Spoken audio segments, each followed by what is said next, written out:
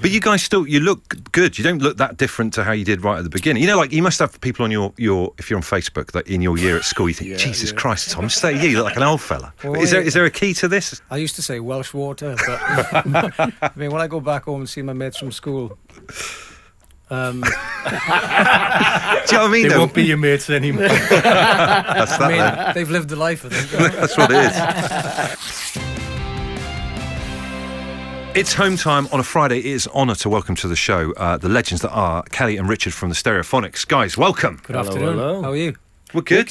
We're good. How are you guys? Yeah, very good. Very good. Nice to be out. Do you enjoy doing it? I mean, obviously, you have to speak to chumps like me and Richie to, obviously, new album out and all that kind of. Do you enjoy that side of it, or is it one of the worst bits doing the kind of the press call?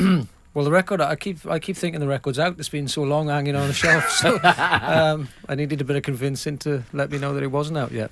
No, it's nice to come and speak to whoever, to be honest, after the last few years. It's good fun just being out of any building. It's nice to get out, isn't it? You're not short of songs on the album. 15 tracks. You're not sewing up after 25 years. No, well, we didn't mean to make an album. We went in to find a couple of songs for like maybe a 25-year compilation record. How do you make an album by mistake?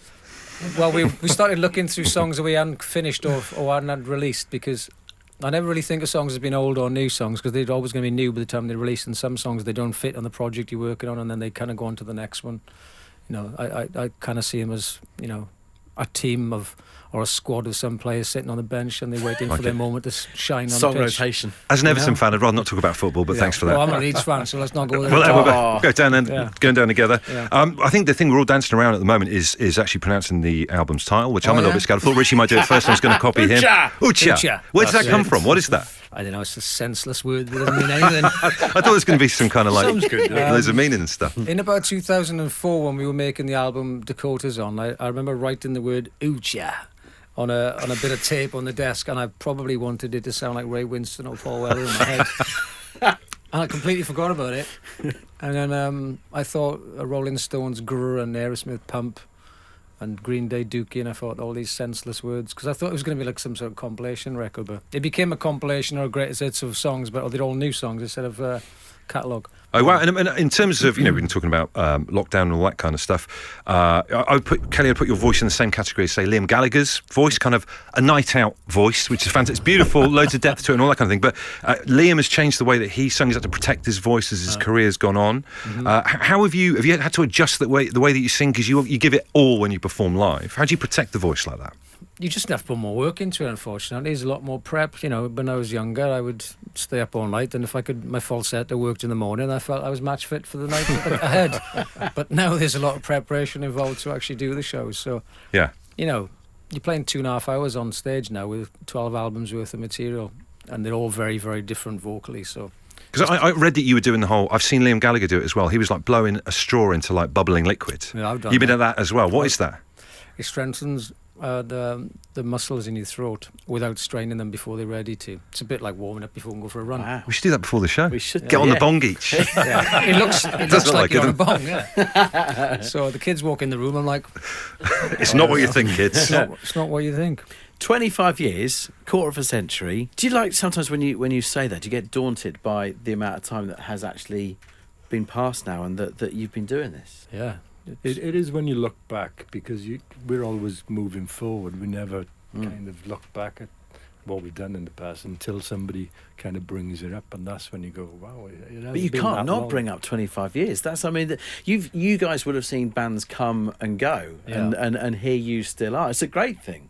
I mean, we're really fortunate. We've been in a band since we started, really, and everybody genuinely gets on. Yeah. And we go out for a pint, and we work hard together. We go out and have a good time together.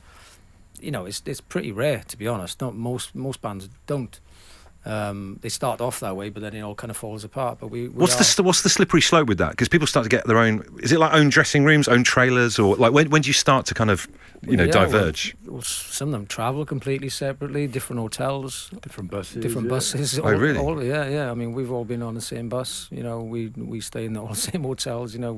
We rehearse every week. All the boys in the crew have been with us for 25 years. Take turns being shotgun at the front? Yeah, yeah, exactly. Yeah, you know, you have to remember is being on stage is the 2.5 hours, but the other bit is living with each other. So Yeah. that's probably more important than the actual performing in many ways. You know, I remember when we were kids, people say the Stones have been together for 20 years, and you think 20 years is a long time.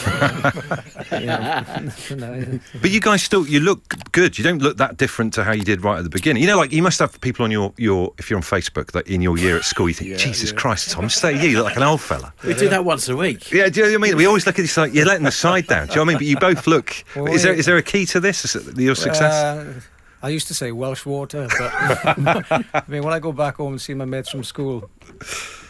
Do you know what I mean? They though? won't be your mates anymore. That's that. I mean, then. they've lived the life, I think. That's what it is. One of the songs on the album, Right Place, Right Time, I was listening to, that felt like, unless my maths was wrong, I think you talked about 3 girlfriends in one song, I did, yeah. which is That's why- brave. I don't think that's ever been done before. 3 girls, 1 song. Yeah, and I didn't realise that till I'd finished it. It's a beautiful song. But it's so personal. Yeah, I mean, it's a song that kind of came about from, I don't know where, I was walking all day that day I was down the King's Road. I think I just had my first COVID jab, and I was walking, looking for some artwork inspiration in the Saatchi Gallery, and I was walking up the street. It was one of those hot days we had in the summer.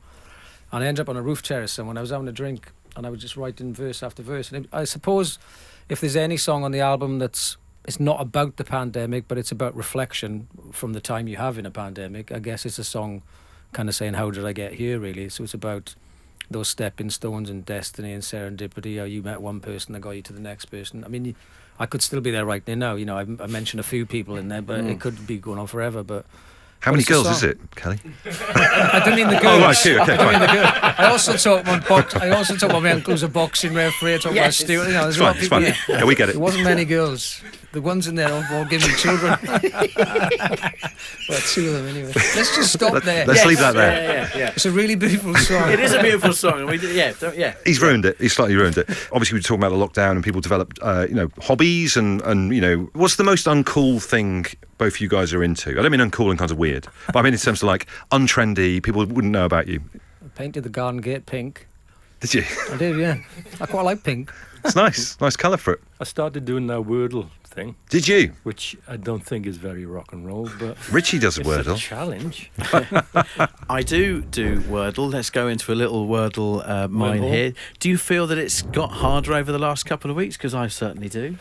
I only started in the last couple of weeks. Right, you missed the If easy it was ones, mate. easy, I'm going to reverse back. Go backwards. So he painted the garden fence, you're into Wordle. Yeah, I suppose the most un-rock and roll thing is just being family, innit? Being the father and doing that. And, but aside from that, I've never really had hobbies. I've always been I've done my music and I've done the family. That's probably about as far as I go. Do some training and all the rest of it. Punch a bag in the garden. A punch bag, not the bin bag. I have kicked the bin a few times. Is that a euphemism? Yeah, kicked the bin a few times, yeah. The album's amazing. If people are thinking, right, I'm going to have a listen to that tonight when I get home, what one thing would you like them to take away from the new album?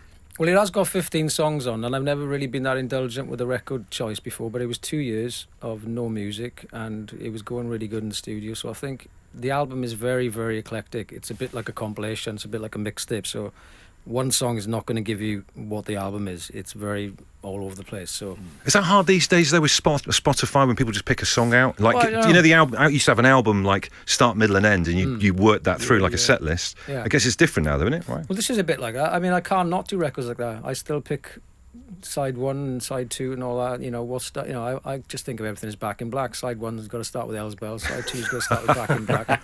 You know, and if you got more than half songs in it, then you're in trouble. Then you got to try to do it twice. I think the songs hold up, like by themselves as well, which is really good. And like when they do go on these various playlists, that's when they'll stand the test of time as well. Yeah.